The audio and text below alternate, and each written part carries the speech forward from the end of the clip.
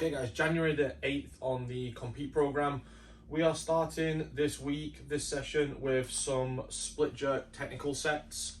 So the goal here, we're not going super heavy in this session, but getting quite a lot of time under tension with some additional pauses. So really trying to work that solid overhead position. So you're starting with push press and split jerk, both with the pauses, and then moving on to only split jerk, maintaining the pause, and then moving on to finally just some slightly heavier split jerks to finish without that pause, but still trying to implement that overhead stability into some heavier loading.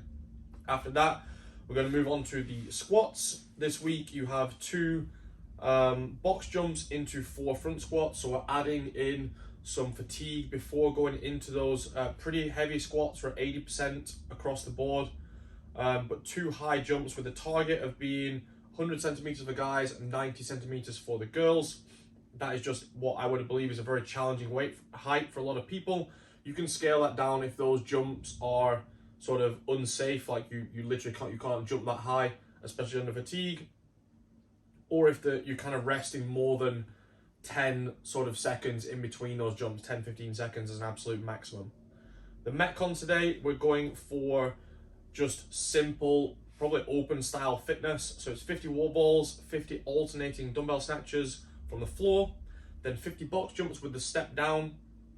This is just a regular box jump, not a box jump over, but you still have to step down on every rep. So that eccentric loading on the leg that's stepping down, so they will get pretty challenging for a lot of people. And then 50 dumbbell hang, clean and jerks. You're gonna swap arms every 5 reps on those, and then finishing with the 50 wall balls. So your goals here really is, you'll notice that those wall balls are to the higher targets. They are going to be more challenging, but still trying to stay with big sets. If you can get yourself over halfway to get going, or ideally pushing as close to unbroken, maybe one sort of tactical break around the mid 30s, and then trying to finish those off. The dumbbell snatch, ideally trying to move through those at a nice, smooth but unbroken pace.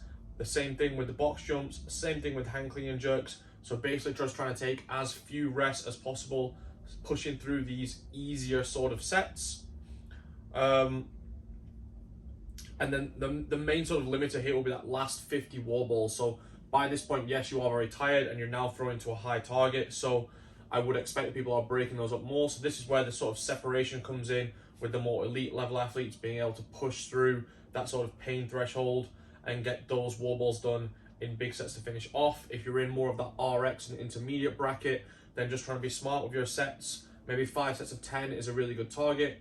If you get a no rep or a couple of no reps in a row, then maybe that's a really good sign that's probably a pretty telltale sign that you're fatigued. Drop the ball, just take a little shoulder rest, and then start going again, trying to finish off as fast as you can there.